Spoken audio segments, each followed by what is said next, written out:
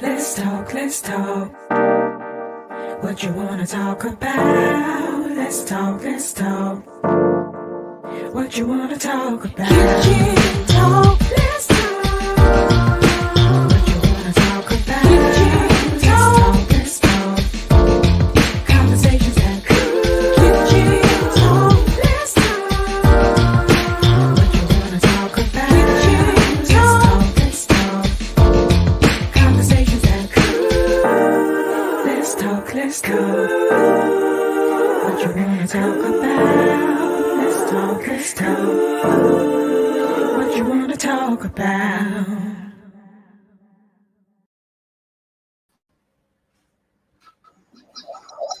There we go. Hey. Good evening, everybody. Good evening. How is everyone doing? Doing pretty good on my end. All is well. Good. You already know me. Working on greater. I am so happy to hear you say that. You do not know. You do not know how happy I am to hear you say that you are working on greater. Yes, ma'am. Yes. Testimonies. Yes. Oh, that it is. Listen, this is Kitchen Talk CTC. Conversations that cook. That's what they do. I am super excited about tonight's show. Wow, like this is France's probably favorite topic. Wow. Almost every show, he finds a way to bring this up. So this is his favorite topic. And every time he does, I think about how my pastor says, you don't necessarily have to preach holiness. If you just preach the word, it comes up. So whenever we talk, voting, and usually from France, comes up. So we are super excited to be here on Kitchen Talk Live tonight. How can I say, like, excited? Is there a word beyond that? Because we just did our 100th show at the beginning of the year. And so now my level of excitement is like way beyond, because we've been in this and it has been so wonderful. Okay, I'm gonna stop because it might become a little braggadocious. But elated would be a word right there. Elated. Yes, that is a word. Thank you very much. France Lee Moyes has been rocking with me. JT Plummer has been rocking with me. Shout out to Mike Walker, who was in there from the beginning, getting us started on television and everything. So FAMU TV 20, Fox 49, we just been doing it. And now, you know, the pandemic was like, okay, what y'all gonna do now? And we was like, okay, we just gonna go, you know, take it to the net. We're gonna take it to the net. We're gonna take it. Forgot about our favorite producer who moved away. Darlene Ellis. Love her. That comes back every now and again, right? Yeah.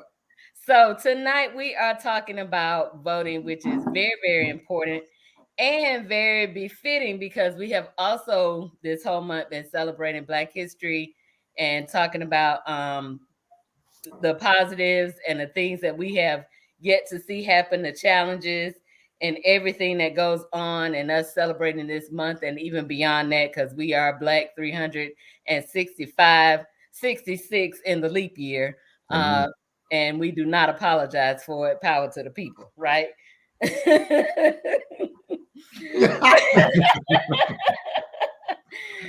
So we have a returning guest with us, Dr. Kyle Harris, from the Florida Agriculture and Mechanical University. Go Rattlers. I call him Dr. Kyle because I love him so much. See him in the hallway. I keep trying to sneak in his class, but I know I gotta work, so I can't go in there. But I'm gonna sneak in them classes one time. You walk by the door and you like, oh my God, that sounds so good. I need to go in there. So he teaches history on the campus of FAMU, the highest of the 7 hills in Tallahassee, Florida. I'm so excited to have you here with us, Dr. Harris. And then we have, now you don't have a PhD just yet, or a divinity just Doctor of Divinity just yet. I'm sure it's in the making. Um, but we have Pastor Darrick McGhee Sr. This gentleman walks very worthy of the vocation to which he is called. And then he also, occupation wise, is a lobbyist. Is that Yes, right? ma'am. Yes, Yes, ma'am. I got it right. I remember. So, Pastor McGhee, or Pastor D, as they call him, is my sister's pastor. But he's been in Tallahassee for a little while. Been in Yeah. Tallahassee for a little while. Great. Never heard anything but great things about awesome. Pastor McGhee. So excited to have you join us for the first time. And I will say the first time because I already know that you'll be back. Awesome. And you ain't even hardly open your mouth yet. And how do I know that? They always come back, You know. Lisa. I know. A second portion. Right. So we are super excited to have this talk. So as you all are aware, nothing is off limits. We do not censor ourselves in any way. I try to a little bit, but I can't get them guys to, so I just don't even worry about it no more. I try to rein them in, Pastor McGhee. I try to rein them in a little bit, but let's talk free. I love it. Yeah, it just don't work. So I think, interestingly enough, I am doing our Black History presentation for the church, and I decided to do a reading with visual aid of the accounts of the March on Washington. And what I found very interesting as I'm pulling this information together is that John Lewis, in his speech, which is one that is not as popular as the I Have a Dream, which wasn't even all of Martin Luther King's speech, but we just know I have a dream. Correct. I found it very interesting that in his speech, he talked about voting rights. And here we are, 2022, still fighting and talking about voting rights. So I'm going to start with Dr. Harris. Share your thoughts on how we hear when we was talking about that almost 60 years ago. Woo. All right. So, of course, as we think about Black people and voting and so forth and so on, Black people have participated, I'd say, in various elections, even during the institution of slavery, wherein we elected our own officials and so forth and so on through these things called Negro Days and so forth and so on, where Black communities came together and had their own, I'd say, unofficial elections that were not necessarily recognized by this racist country. However, I'd say, of course, by 1870, the 15th Amendment was passed. All right. And of course, Black men received the right to vote, but we're going to see a lot of racist backlash to that, most particularly the famous line of John Wilkes Booth, who assassinated Abraham Lincoln. This means nigger superiority, boom, in the head. All right. And so forth and so on. And if you look at Ibram Kendi and Keisha Blaine's 400 Souls, A Community History of African America, what you will find is in the years following the Civil War in the South, there were technically more Black eligible voters than whites. So the importance of the KKK driving people from the polls was very, very, I'd say, important and pivotal to white people remaining in office, so that white narrative continuing there. And what we're going to find with the 15th Amendment, with Black people having the right to vote and so forth and so on, there are not going to be any protections in place to protect Black politicians. Mm. All right, in a lot of cases, from lynchings and so forth and so on, there are not any pieces in place that provide any type of uniform requirements between voting polls there in 1870. And what we're going to find by Voting Rights Act of 1965, uniform requirements in place and so forth and so on.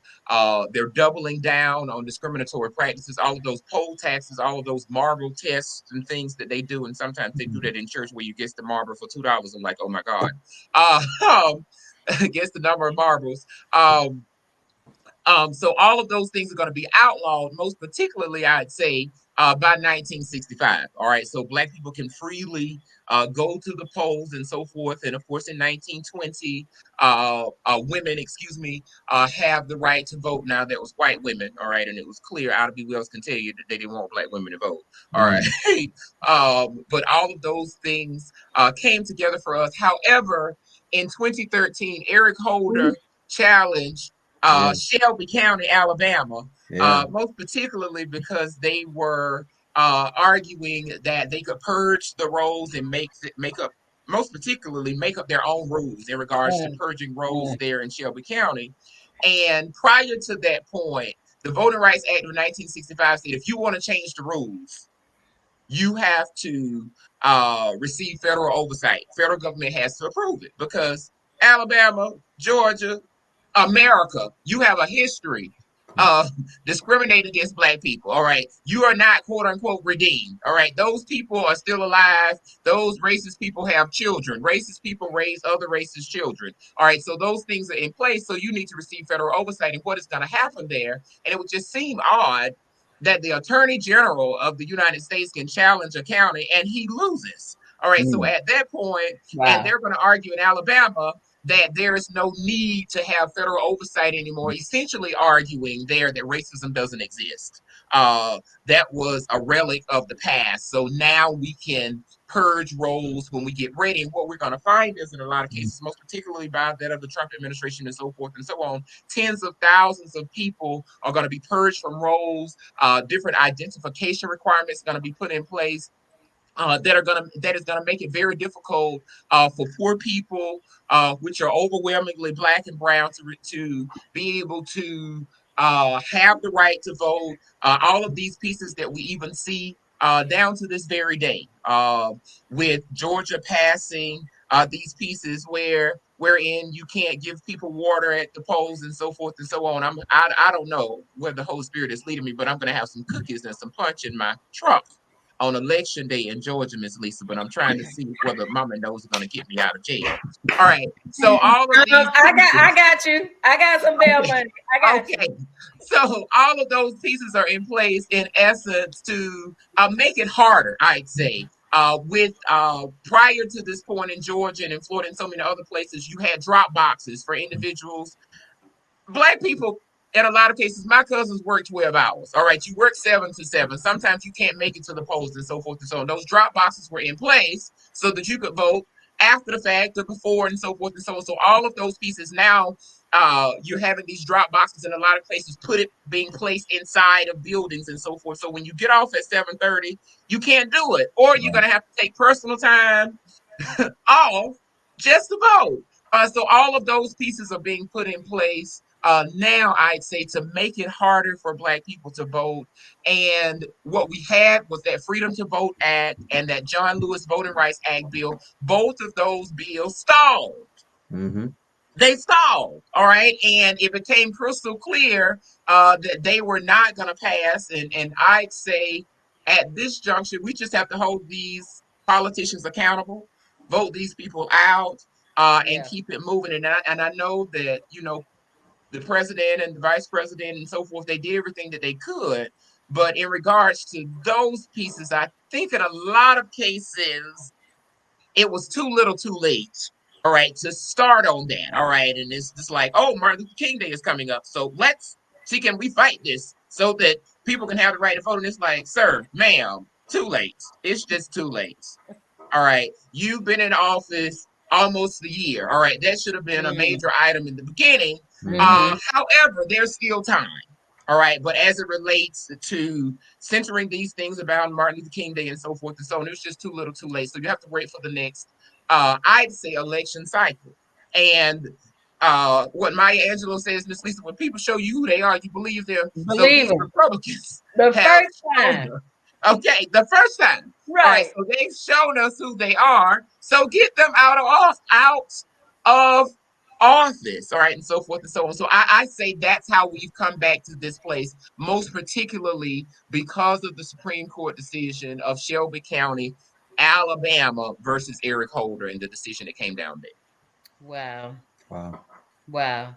Dr. Harris, you just gave us a lecture. This is why I want to go in the classroom. I'm trying to tell y'all, I hear this when I'm walking by. Doc, I'm going to hold off. I want to hear what Brother Darrick has to say. Well, listen, I mean, I think Dr. Harris hit on all of it. I mean, his ending is my beginning, is in talking about voting out. So let's use Florida, for example, right? So in Florida, you have a bicameral legislature. So that's 40 senators, 120 representatives. And let's use the House, for example, the representatives. So of 120, 78 of them are Republicans, which means that they're too shy of a supermajority.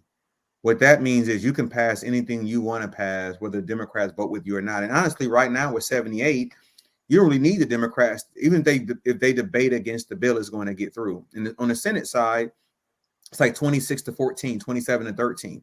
And so I've been lobbying for 21 years. The entirety of my lobbying profession, both public and private sector, Republicans have run the governor's office, the House, and the Senate, majority of the cabinet. And since our governor has come into office, the Supreme Court has now become conservative.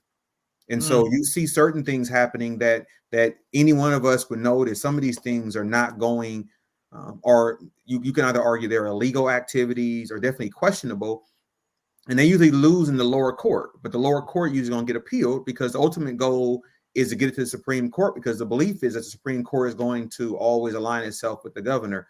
So you look at voting in that regard, we literally find ourselves years later begging for equality, begging for the equal right to be able to do what other men and women who don't look like us are able to do with no consideration whatsoever. But I've said this to people many times, and I will always say this, that what politicians recognize and realize is if they can continue to disenfranchise the Black man and woman from being able to vote, then they can ultimately control the narrative of who operates in office. If you think about certain states, Florida is another good example. When you get out of incarceration, our state makes it extremely hard for you to get your rights back. Now, I know people who have been going decades, going before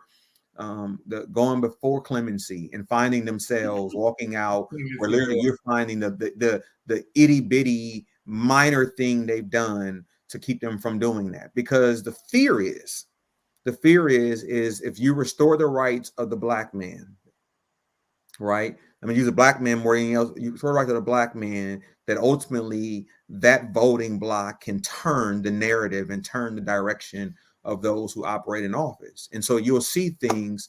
For example, a few years ago, we had Amendment 4, where it polled over 60%, it passed over 60%. And when it came back to legislature to be ratified, the argument was, well, the electorate really didn't intend for that to be the result. They actually meant this and not this.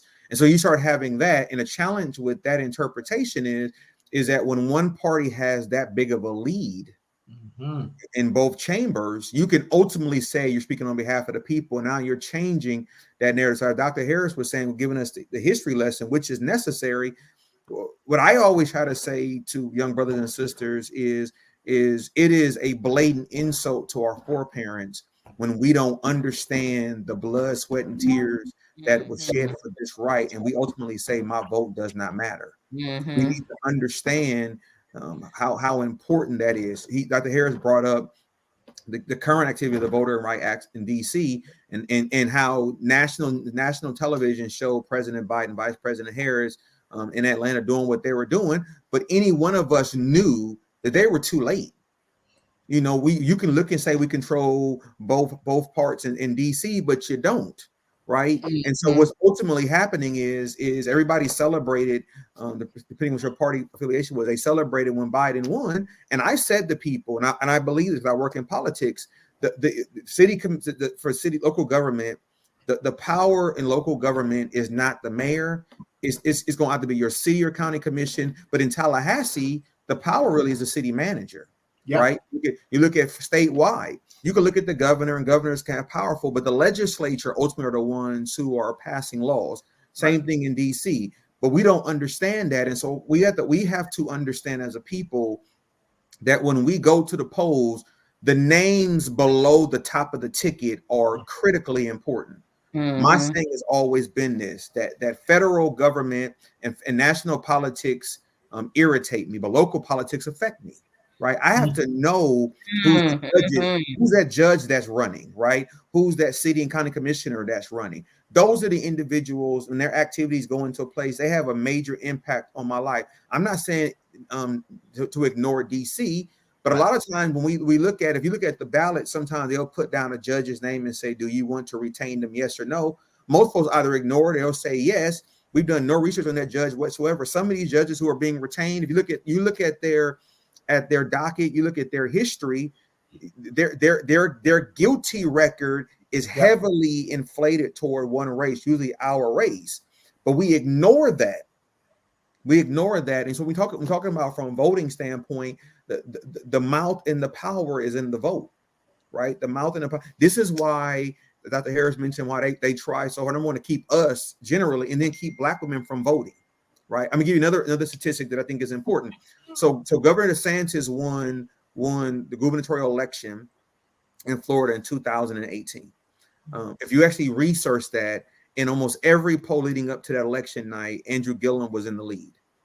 If you look at the poll, you look at the exit poll after the election, you will notice that he didn't win by a lot, being DeSantis, but there was one particular percentage that was a major. It's about 18%. If you break that down, that percentage was that 18% of traditional Black Democratic women broke from the party and voted for Ron DeSantis. If you keep dissecting that, you will learn they did that off of one issue. That one issue was school choice. Andrew Gillum said that I am for bricks and mortar public schools. I'm not for the scholarships. Ron DeSantis said I'm for school choice. I'm for the scholarships. All of a sudden, the money started going in that part. If you look at those who vote, I mean, the Wall Street Journal did a whole story about this, of showing that literally that one issue, several Black women broke apart from that. Here's why. Because most Black churches that actually have a school attached to it, most of those kids are on the scholarship. They're on some level of a scholarship that's given through the school choice spectrum. And so they started looking at and thinking is if Andrew Gillum becomes governor, I'm going to lose the scholarship. My child's education is going to be impacted. That became the narrative by which they saw the election, right? And an election literally turned off that one topic. Now, why is that important? That's important because when you look at voting overall, what's happening now is no longer us against everyone else. Now what they're doing is they're dangling issues and getting our attention off of an issue and drawing us away. And so now the person who has a history of disenfranchising us on one issue can now be glorified because that one issue that make it seem as if they're actually going to make your life better. So you go back to the national, right? You look at what's going on in DC. You tell me why the national Republicans are doing what they're doing to silence the power of the vote. It's because their fear is if they change the Voting Rights Act and actually modernize it, then all of a sudden they lose the control. You've actually had the majority leader in the Senate actually make comments that literally lets you know that his lens is that he's racist. And yet what they'll all do, they'll water it down. And so we have the power to change things, but we have to also understand this. We can't just respond when Brother Mike Brown gets murdered, right? We can't wait till those things happen before we decide to go. You think about Ferguson, right? You look at Ferguson, the time that happened, Ferguson was like almost 90-something% black community, right? It only had two black men on the police force. That many blacks in a community, you got a white police chief, a white mayor, so on and so forth. People got riled up. The next election, everything changed. But it shouldn't have taken that. When we recognize and realize what it takes, but what happens is the goal is always to keep Dr. Harris and Pastor McGhee at a war with each other. So ultimately, we're going to parse away the vote from each other. And so now, instead of us linking together and making it better for our people, we find ourselves at a war with each other. And so now our people got to pick which side they're going to be on. And whoever side they pick to be on, now they're the enemy, versus us recognizing and realizing if we link together, we have way more power if we link together. When we think about Selma, we think about them crossing the bridge. The visual of that is that they were linked together, understanding on the other side of that bridge was the enemy. And yet we know on the other side with the enemy that they're going to torture us. They're going to try to beat us and bruise us. And yet and still we're going to march across this bridge because there's something greater on the other side. And we have to get back to that point of realizing not only just educating ourselves on voting, but actually discontinuing the excuses. Dr. Harris mentioned about getting rid of the drop box and no longer allowing water. We saw what happened in Georgia when black people started voting. Yeah. All of a sudden, they started trying to say that it was illegal voting taking place. Every Republican-dominated state, right? Especially a Republican governor who's thinking about running for president. All of these states started advancing this Donald Trump narrative, right, about the electorate because the election was stolen. It wasn't stolen. We voted. We voted. And that's what it is. So now when we vote, we actually exercise our right to vote. Now, the thing is that the election was stolen. It wasn't stolen. We finally said, you know what? Enough is enough. Enough is enough. But we have to understand that this upcoming election in 2022, gubernatorially, presidential in 2024, all of these activities are purposely taking place to really discourage us from even showing up to the polls. And if we do show up to the poll, make it so confusing, we don't know what we're doing when we get in there. Right, right. And I have said definitely before, friends, I think we got two good people in the kitchen. Listen. I'm just sitting back here like, oh yeah, keep going, keep going, because you already know this is. You said it earlier, and it goes back to what I constantly say on this show. We keep getting played because we don't know how to play the game. Yes. So there's a quote that I use from my workshops with Chess for Life. We just did it with Lisa's group. If you don't know how to play, you're going to get played. Yeah. And essentially every election, going back to Dr. Harris, giving us that history, they didn't want black women to be in that. Once they got what they needed, we don't need you no more. You can stay in the back of the line. Yeah. Once they get what they need, okay, we don't need you anymore. Yeah. So we keep getting played because we don't know how to play the game. We have to be so much more savvy in our approach. Even now, brother Darrick, you said it again. Here it is. They want to separate the vote, separate the people who should be together, and say, hey, you come for this issue, you go for that issue. It goes back to our history. Yeah. Yeah. You know, again, how are we going to divide you? And once we divide you, we got you. Once we put this game in place and you don't understand how it is, you can count all the bubbles you want. You're never going to get it right. Yeah. Correct. I mean, so, like right now in Florida, so every 10 years because of the census, they have to do redistricting, right? So they have to basically redraw the maps. So literally right now in Florida, they're doing the maps, right? And so what you're noticing is there are some seats being drawn within each other, right? Never in the history. It's been definitely over 30 plus years, if probably longer than that. But I can't in my 21 years, there has not been a governor who has ever involved himself in the maps. And so making his own map. Governor DeSantis comes in, and now he wants to play around a congressional map, but it's one seat in particular, which is the current Al Lawson seat. Right. But here's what it is. If you remove Madison County out of that seat, which is a black community, right, that seat now starts looking more red. And so now all of a sudden everything changes. And the governor then tells the legislature, if I don't get my map, I'm going to veto the map you send me. Because again, as you mentioned, the narrative in politics is you're either at the table or you're on the table, right? So either you're doing the slaughtering or you're being slaughtered. And we have to understand, when a governor is this driven to change a map, and even the Supreme Court says, nope, you don't have the right, he submits a second map, right? But here's why you do that. Because when you're thinking about 2024, right, you're literally doing two things that I want everybody to understand. The first thing you're doing is that you're literally trying to disenfranchise majority minority community. That's the first thing.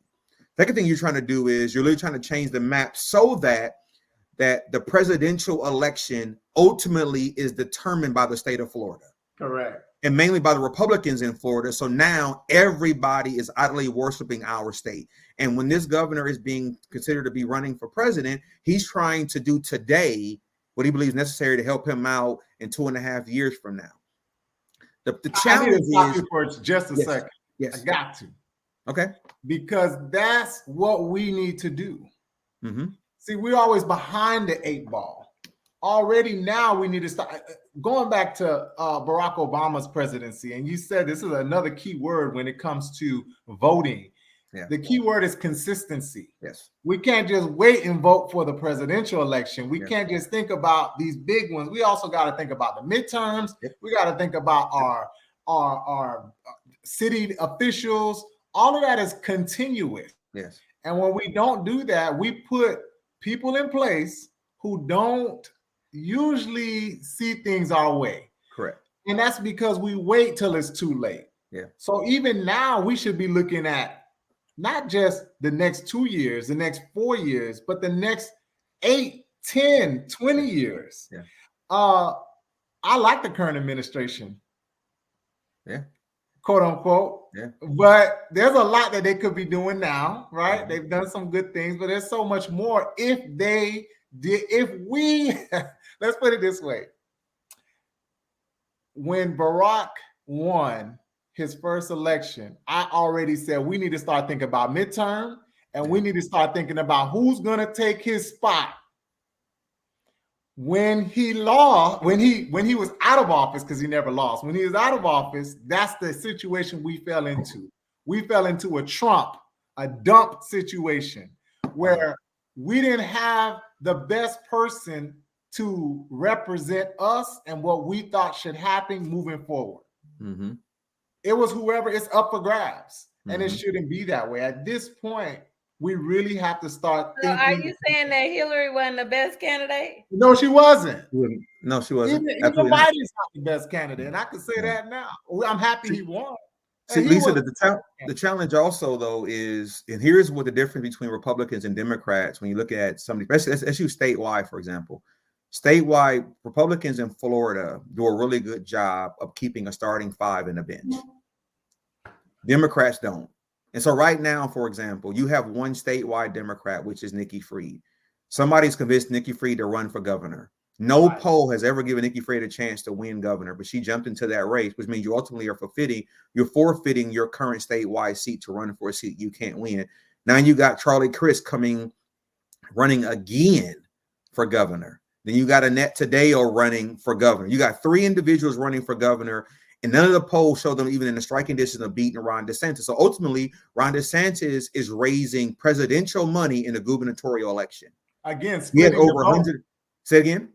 Again, splitting the vote. Exactly. He has over $100-something million right now in his political committee. You don't need that much money to win a gubernatorial election. You need that much money to run for president, right? But the thing is no Republican's going to run against him, because you know what they're doing? They're all preparing themselves to run for an open ticket in 26. There it is. So after every statewide election in Florida, if you ever look at the money, which I usually monitor, the Florida Democratic Party usually ends an election broke. Yep. Or the Republican Party usually ends the election still in the millions. So they're literally prepared to get involved in local races because they have money to do those type of things. They're literally gearing up individuals very early on to do those situations.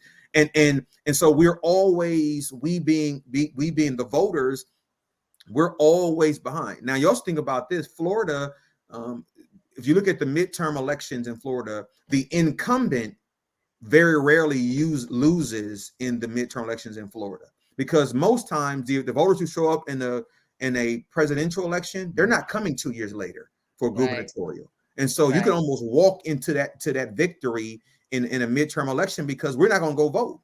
We're just not going to do it. Right. If you, I'm gonna give you this last hat, and Dr. Harris, I want you to jump back in. I don't want to dominate this, but I want to give you one more thing I think is very, very important.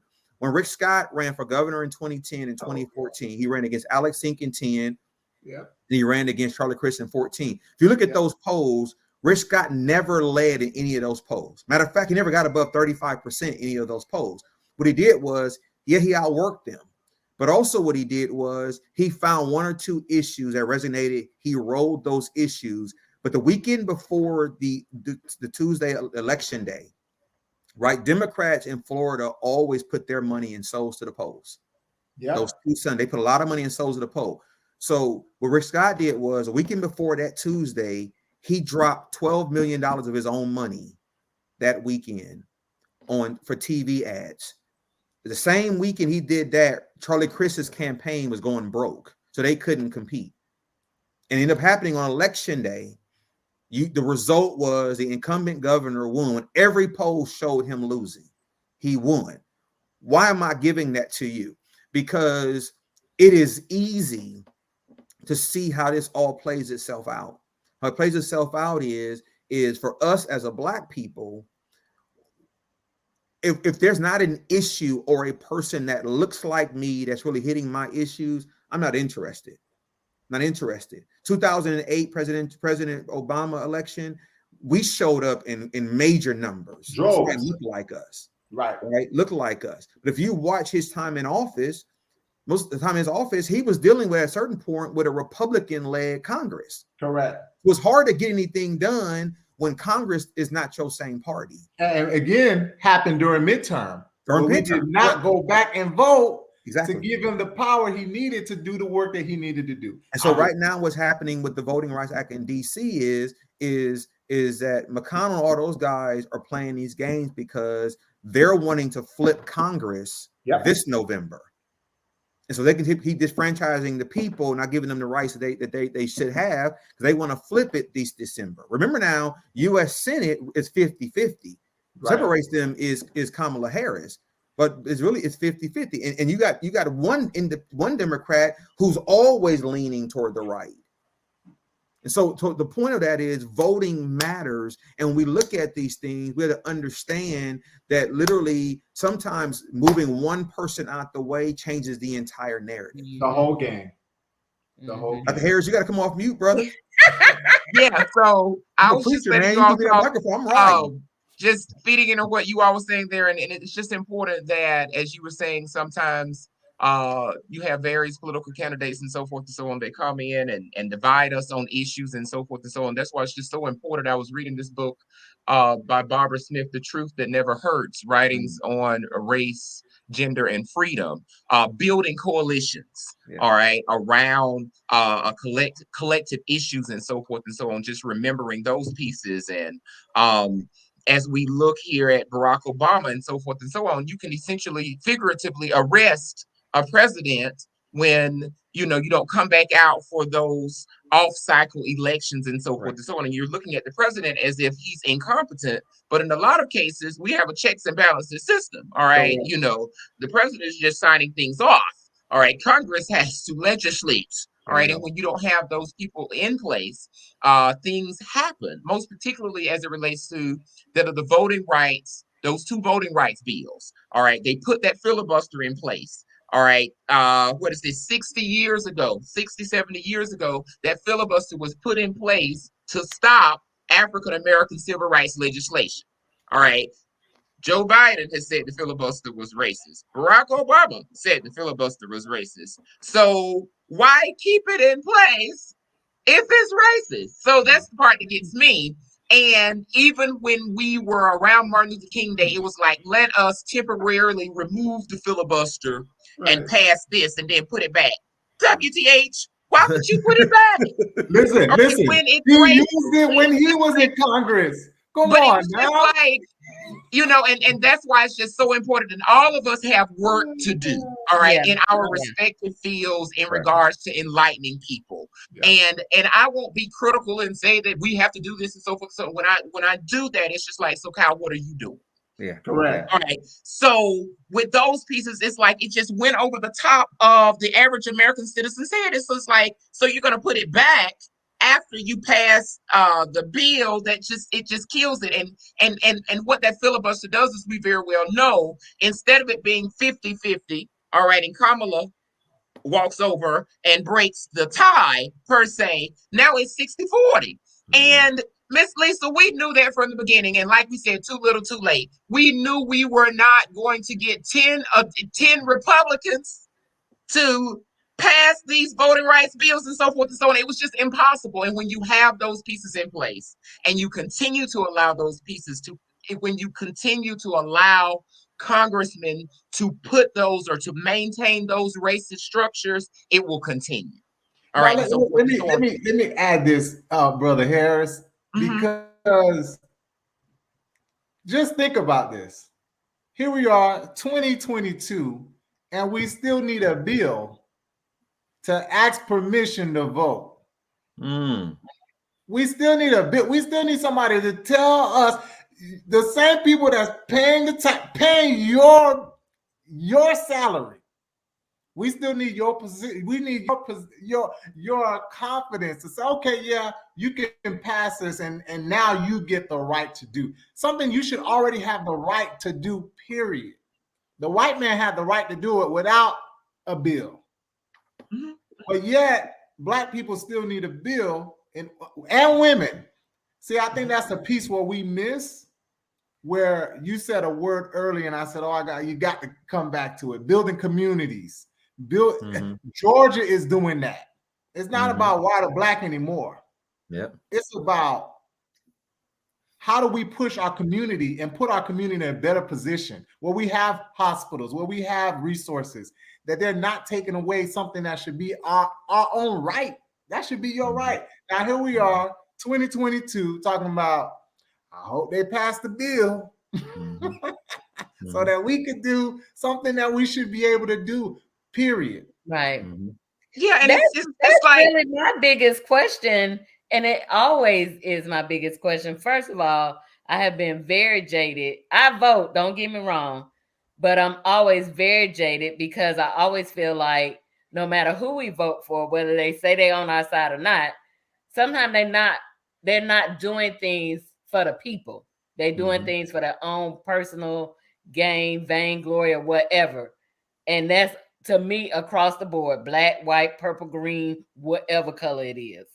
Um, so I understand when people get a little frustrated with the process and with the system. But what I don't understand is, why do we have to keep coming back to it? What is it that just says this is it, period?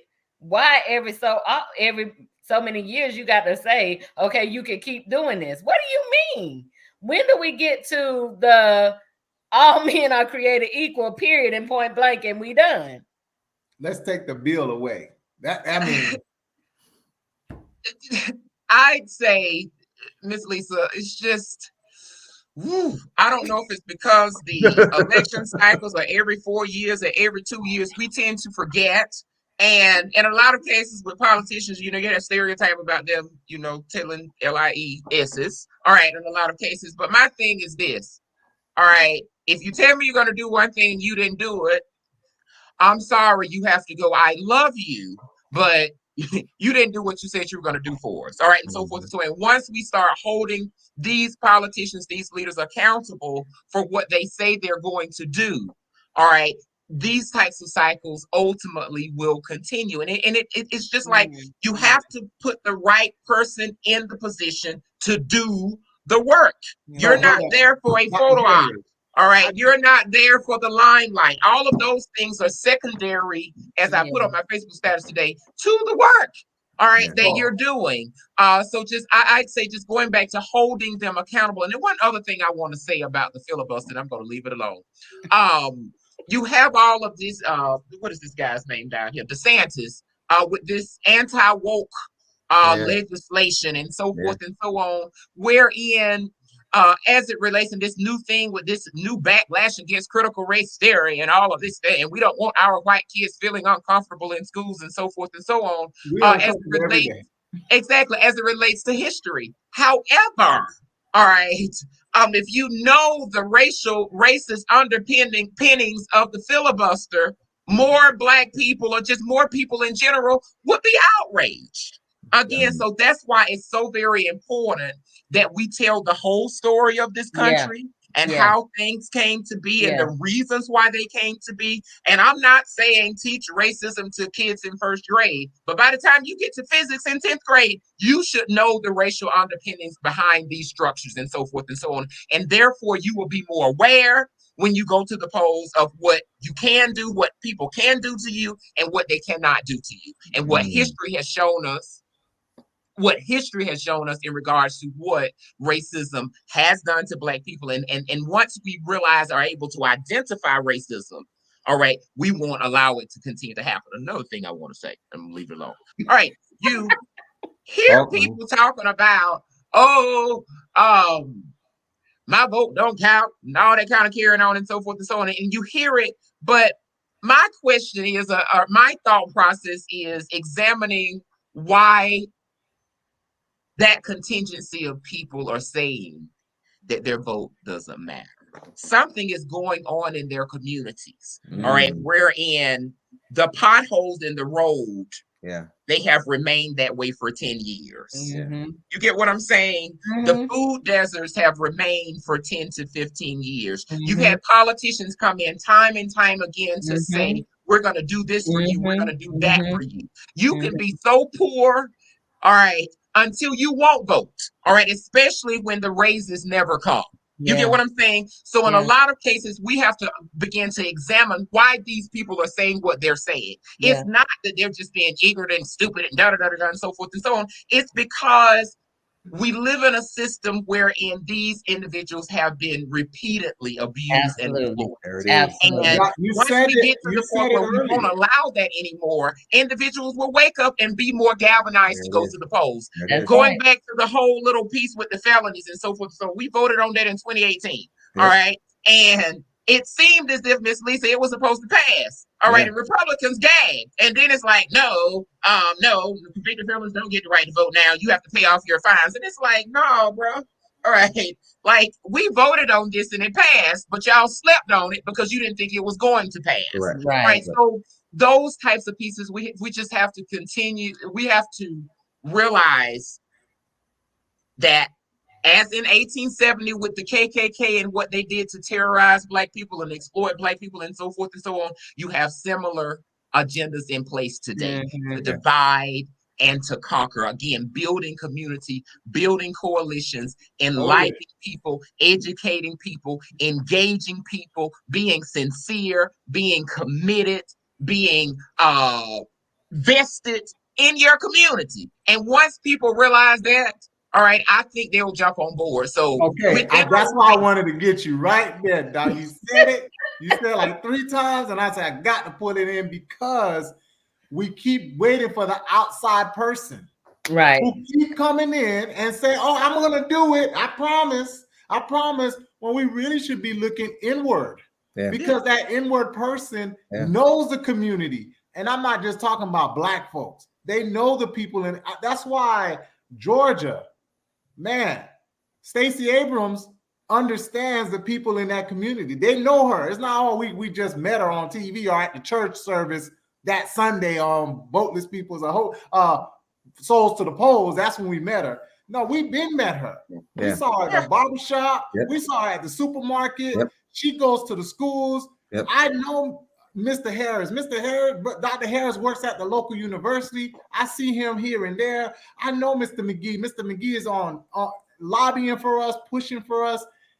And I know when he gets in office, he's going to do what he's already done. Okay, because past experience on the resume. All right, so forth and so on. It's just like Miss Lisa, I'm applying for a job in chemistry, but I'm going to leave that alone and have no background, all right, in chemistry. And so many times you have politicians that will come into your space and tell you what they're going to do. And they're 45. to do with your constituency. Nothing. All right, so it's just like me trying to teach Kim 1045, Miss Lisa. It doesn't work. I can read from the textbook all day, but when it comes to applying knowledge, I can't do it. Completely incompetent. All right, so, and that's what I'm trying to get so many in my students and so forth and so on to realize when analyzing candidates. Do these people have a long-term track record of working in your community, or did they just suddenly pop up? So appealing because he was already building coalitions. He was already grassroots. So it's easy for me to say, well, I don't know him. Let me do some. Oh, he was already doing that. Yeah. He was already working in the food bank. He was already working with poor people. Oh, that's my guy. Yeah. But you know, another thing that I think would be good. I'm sorry, Pastor. No, please go ahead. Go ahead, Lisa. Another thing that I think, and I've said this before too, maybe some term limits, because if you're just a career politician and the whole thing is just getting voted in, getting voted in, getting voted in, getting voted in, you're not doing no work. Nothing. Yeah. So you're not doing no work. So when you do a presidency and you know you got 4 years and you may get another 4 years, in them 8 years, you really gonna try to do something. You're gonna try to do some work. But I all of our career politicians, God bless your soul. But if you 60, 70, 80 years old and you still the representative, you still the senator, you still this, you're not fresh. I'm sorry. Unless you got some people around you that's keeping you up to date, that's helping you move forward, that's helping you move with the times. Hello. And really, that's how it works, Lisa. To be honest with you, it's the staff members who keep them up to date and keep them pushing. There you go. But the question is, at the end of the day, when do we start moving the needle? When do we start saying, nah, you know what? We just had a meeting for the past 3 years, and we watched Mr. McGhee do some work. And we like what he's doing. Let me go back. Since we're talking about history, it's a Black History Month. Let's go back to Dr. King and why they killed him in the first place, why they killed Malcolm X. Again, it's galvanization. When they started to come together. Yep. Now, the Black church at the time did something amazing. They shared resources. They talked with each other. Dr. King was just a microphone. The real battery was the people pushing the agenda. Yeah. So where's that battery? And how do we charge that battery? Yeah. The microphone is going to change, but the battery should still be the same. We should still be able to power this thing and turn it up and say, okay, we got our man, we got our woman, we got our ready. As Brother McGhee said, we got our top 5. Yeah. We got our top 5 off the bench, ready to roll. And then again, it's not just a Black issue. I think we mess up on that every time. It's people, period. Yeah. The white community suffers so much, but they don't even know it. Yeah. Just for prestige. Oh, I'm such and such. No, you're not. Yep. Trump made all the money. You didn't. Trump had a job. You didn't. He got these people in the coal mines thinking they're gonna get their jobs back. Where's that, in Virginia? Am I correct? Them things still close. Yeah. Yep. But you fell for the trap over and over, and we fall for it. And America suffers every single time. Yep. It was 2 things were said earlier that I think are so very important. The first one was in reference to the Black church. And if we look at it from a historical perspective, the Black church was always a major player when it came down to voting, right? I know growing up for me, if you're running for office, there was no way you was gonna win a seat in any Black community if you didn't come to the Black church and meet the people and have a conversation, et cetera, et cetera. But now what happens is we don't put a demand anymore on our votes, right? We just kind of just give them up. Correct. So a politician come in there, give you a great good morning. They're gone before even the pastor get up to preach somewhere else. There's just nothing, right? Or they befriend the pastor. And, in the people, I always say to people that membership follows the example of leadership, right? So the people believe because pastor let this person come in here, they must be a good guy or good woman. All of a sudden, they kind of just go along with it and then realize later, I'm further disenfranchised. You mentioned earlier about food deserts. So we're seeing in our community not only food deserts, we're also seeing childcare deserts, right? Yeah. These things are reality. What are you seeing popping up more and more? You're seeing Dollar Generals popping up more and more. Everywhere. You know why? Dollar Generals are going into the communities that where food deserts are. But literally, if you're not going to find fresh fruits and vegetables at a Dollar General, you may find a couple of kiosks. Yeah. That's not what they're there for, right? They're there to monopolize on spaces where grocery store isn't. FAMU is, if you look at it, FAMU actually is housed within a food desert. Right. A university is in a food desert. Yep. Until they put that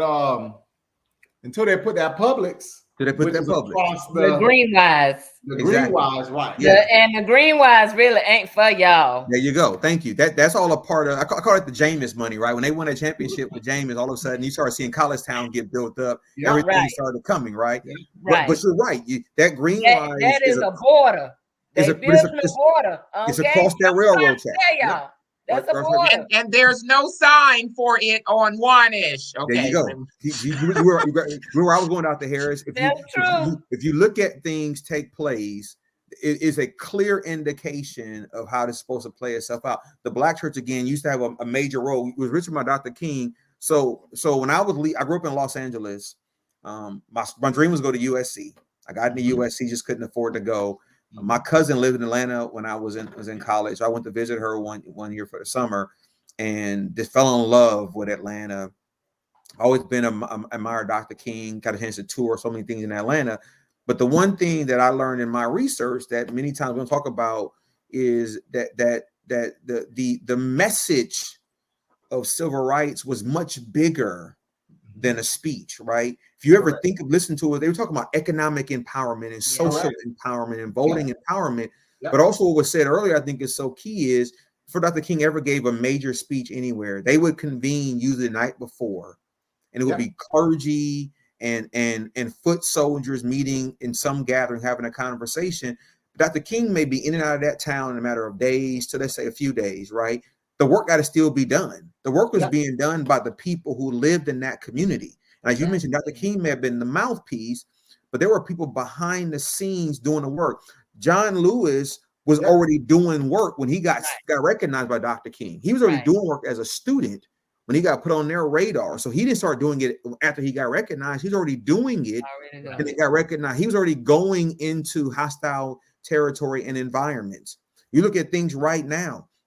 We have seen the documentation at 32304 in our community is one of, if not the poorest zip code, right? We know this, we see this, we know this.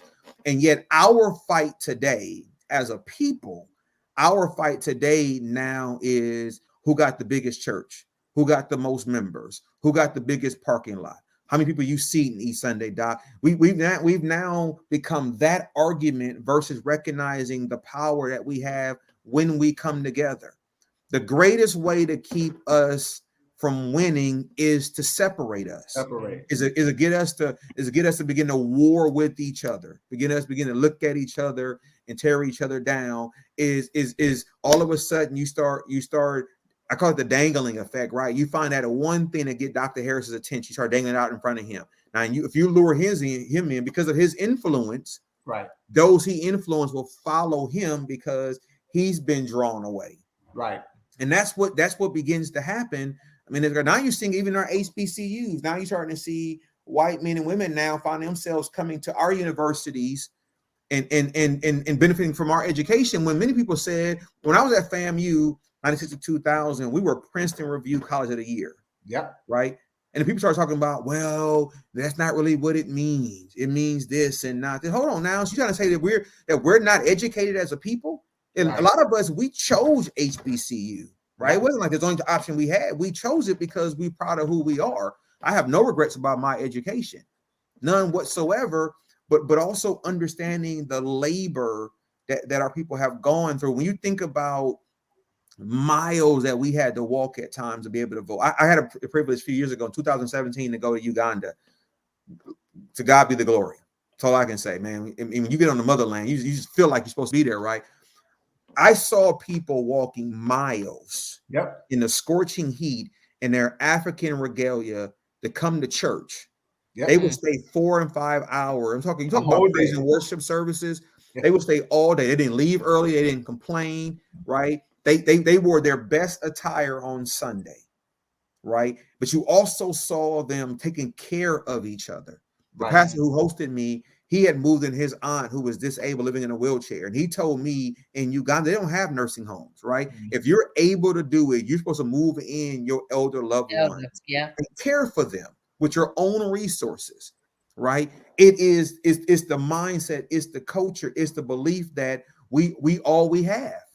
Yeah. We're all we have. When we look at it from the election standpoint, from a voting standpoint, we have to stop assuming, we got to stop having a savior complex, which I need somebody to save me from this. I'm gonna vote this person and vote this person in. No, as you mentioned earlier, that if you look at their resume of service, it ain't there. You can't make it appear. It's not there.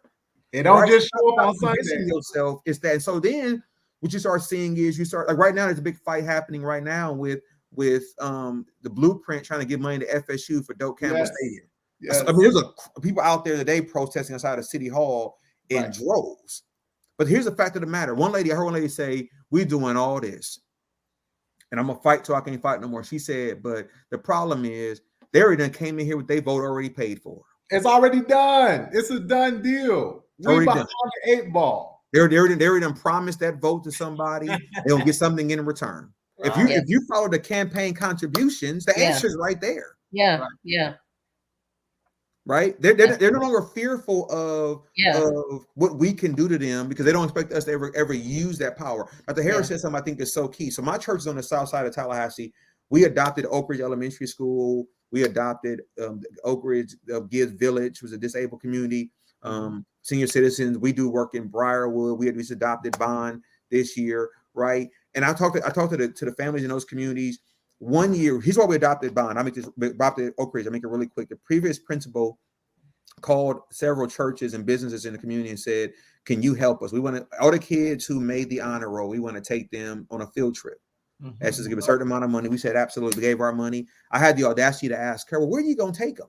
I'm thinking she's going to say Six Flags, maybe Wild Adventure. She said the Challenger Learning Center. And I said, "It's what?" And she said this to me though. She said, Mr. McGhee, you may not know this, Pastor McGhee. She said most of the kids at Oak Ridge have never been outside of a 3-block radius. Listen, I worked at all of those schools. Every Title I school in Tallahassee, I worked for or with through my program or through just volunteering. And what she said was 100% true.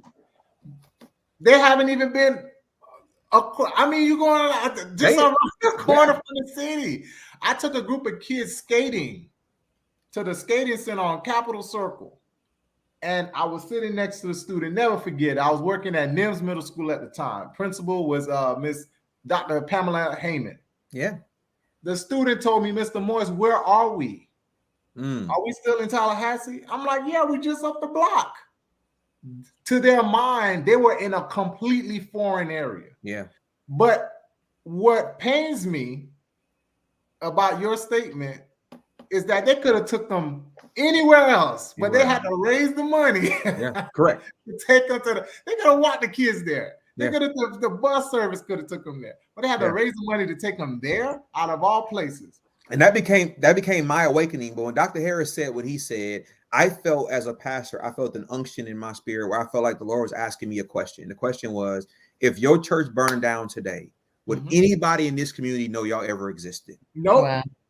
And my feeling was nope. And at that point, that became my wake up call that we got to do more in this community as a church, because we can't have good church on Sundays and not impact the lives of the people around us. Yeah. Right. So Dr. Harris talked about the potholes in the road, things of that nature. You know, we started doing the food pantries and started doing clothing drive, things of that nature, started really giving toward the school, and not for media. We did it because when you're sitting around a young person who has no hope, you know, with their mom, their dad, their grandparent, they have no hope. He's right. Voting is the least of what they're thinking about. Right. They're trying to figure out, can I just make it to tomorrow on this limited? That's right? right. And so it's hard for them to think about what's happening in City Hall or the state capitol, anywhere else. They're just trying to make ends meet today. Right.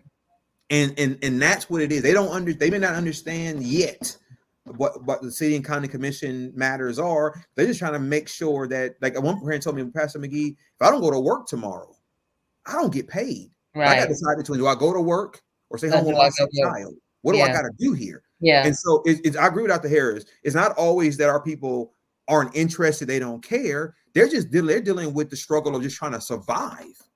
Here it is. We have a holiday for everything. Everything.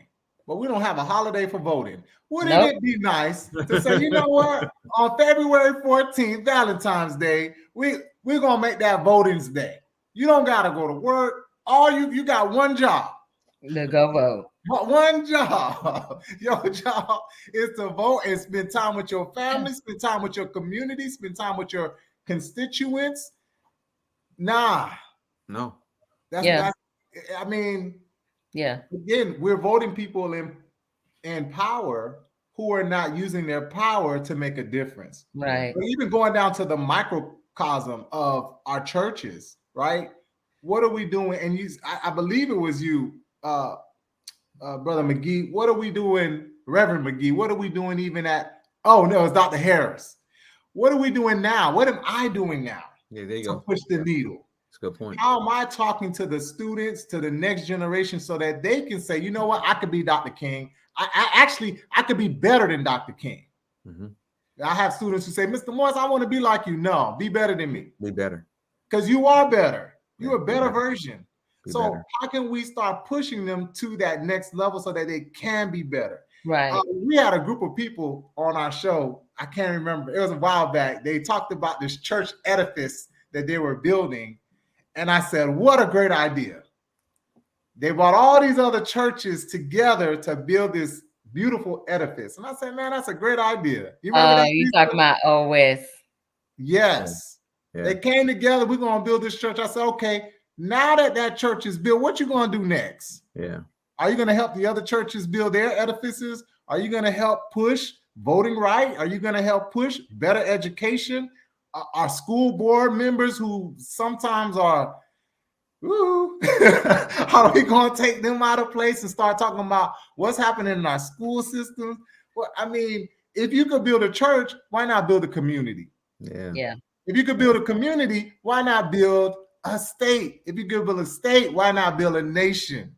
It's true. I'm not running for office, but I'm just telling you some of the things that need to happen. But Yeah. we sit back and we wait for, oh, here he is. Sunday morning, we put our faith in you to go. I'm going to give you this one last one because I got to say it. He had passed away. This is an old FAMU professor. He was over the School of Business. And he said this, I have some of the smartest people working for me Monday through Friday. And a lot of them come to church with me on Sunday. But some reason on Sunday, these smart, intelligent, well-spoken people on Sunday, the switch goes off. Boop. And they become some of the people that I'm like, well, what happened to all of that intelligence? What happened to all of that mind, the thought?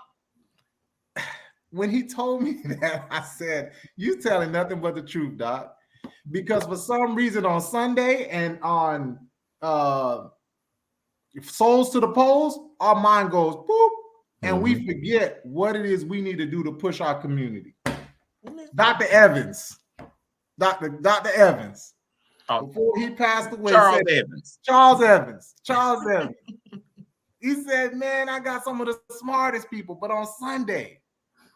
And I'm like, if it happens in your church, how many other churches is happening? Right. And I went to I go to his church. Anyway, we leave that alone. I know. Dr. Harris, that's right. Right. But hey, Bethel Church. Keep that same energy on Sunday, okay? Keep that same energy. Let's keep talking about moving HBCUs. Let's keep talking about moving our educational system, K through 12. Let's keep talking about helping our elderly people. Absolutely. Let's keep talking about providing for our communities in ways that they're not getting provided for. Let's keep talking about letting their voices still be heard. Absolutely. So voting again, you got to do it. No matter how you feel about it, you got to do it. You got to do your research. You got to vote. You got to vote. I think, again, it's not just about the vote, Lisa. We need to start strategically putting the right people in place to vote for. Right. No, I get that. We're going to go through that same cycle every time because they don't trust the people in place. Right.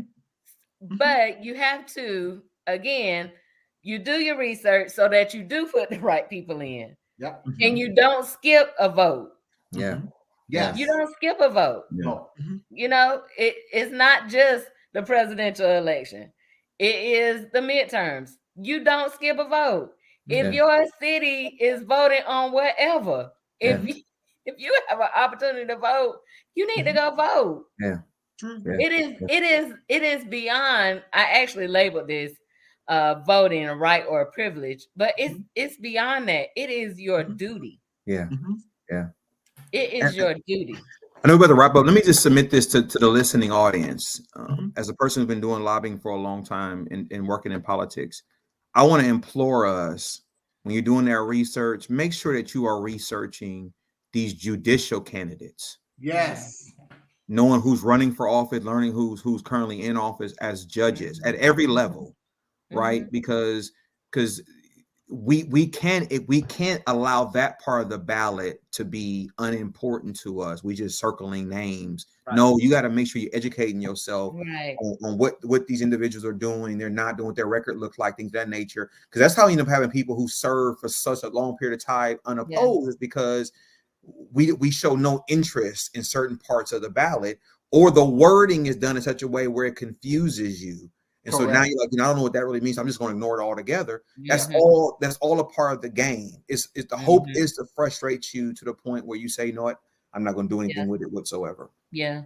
And I have to be honest, there have been times when I kind of felt that way. Like, I don't really get this. Yeah. And even in getting that ballot early and looking through it and researching it and calling people and let's talk about this. What does this really mean? But again, like you say, the language it can be so confusing. So yes, I may have somebody that I can call to help me sort through this, but what about the people that don't? Correct. Exactly. So that, you're doing your research, and then you have other organizations that help to educate and enlighten others and so forth. I think it just goes in tandem. Correct. Absolutely correct. Yeah. Absolutely and then again, that's where a lot of the churches and other organizations, Divine Nine. I mean, every even HBCUs. I mean, FAMU has a voting forum, I believe, every election where you could come in and talk about certain things and what does this mean and how this is going to affect me. We just need to show up to those things. Yeah. So those resources are there. We just need to show up and find out as much as we can so that we can make the best informed decision. But we need to start doing it collectively. Yeah. Yeah. Because that's where the power is at. Yeah. Listen, France always make us go overtime because he just Oh God. Oh my goodness, this has been such a wonderful show. And you know it's always good when that hour goes by and you look up and you're like, wait a minute, where did it go? Where did it go? Listen, you guys definitely have to come back. We talk about all the time, almost every chance we get, every so many months. So I actually think this is our voting panel right here. How about that, friends? Okay. I love it. Yes. We got a couple of other all-stars to put this team around this team. We need to start. And what we're doing right now is the work. That's right. Don't get it twisted. It's us talking about it, having those conversations, and then coming up with the strategic plan. And we, like you said, the reverends, the clergy, they sat around and talked about it. Yeah. And they made a decision. We just need to continue on that legacy. There's no more time for marching. Yeah. And the honest conversation. Correct. So yes, we do need to talk about, yes, we have been frustrated, but we can't let that stop us. Correct. You know, the honest conversations about it. Yes, we still see that this is going on, but we can't let that stop us. We got to keep moving until it changes. I keep going. You just have to. Mm-hmm. You just have to, because if you stop, you die. Voteless There you killers go. are hopeless people. Just that simple. Absolutely. So thank you, Pastor D, Yes, ma'am. Dr. Kyle. I appreciate you guys so much. Listen, when I email you, text you, or whatever, don't act like you don't know who I am. Yes, ma'am. Be like, I ain't going back on there. Be No, like, It's ma'am. always a pleasure. Right, I agree. Always a pleasure. I absolutely enjoyed this conversation, and we will definitely continue because we do have to vote. It is our duty. Mhm. It is our duty. It is what makes change. Whether we see it, it might be a slow, but Dr. Matthews says a steady drop of water will wear a hole in the rock. Mm, Amen. So we got to keep being the steady drop of water. Mhm. there it is. Got to Mhm. keep being the steady drop. Francis, my guy, thank you for always hanging in there, rocking with me these 5-6 years. Oh my God, we've been doing this. It's been so great. This has been Kitchen Talk CTC. Conversations that cook. Oh, wait. I got to give us this one announcement. JC, can you find that? Shout out to Jamal Coleman in the background engineering for us. The book. Can you put the book up for us, please? We are book clubbing it. At the end of March, on March 31st, we will have the author here, Dr. Marvin Scott. If you would like to join us in that conversation and read this book, Internal Investigation, A Journey into Your Soul, it is on Amazon. You can purchase it there. So we'll be book clubbing it on March the 31st with the author, Dr. Marvin Scott. So hopefully you'll take a chance, go get it, read it, and join the conversation because we're going to be talking. We love to talk. Like France. Wait, which way? There it is. France loves to talk. Loves to talk. They got to hear our voice. If they don't hear our voice, we are out of the game. Period.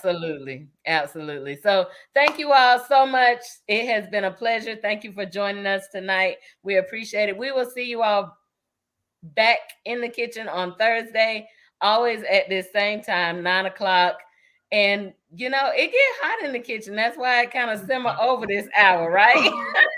Right. So thank you. Kitchen Talk CTC, Conversations That Cook. We'll see you next week. Bye-bye. All right. See you next week. Stay in the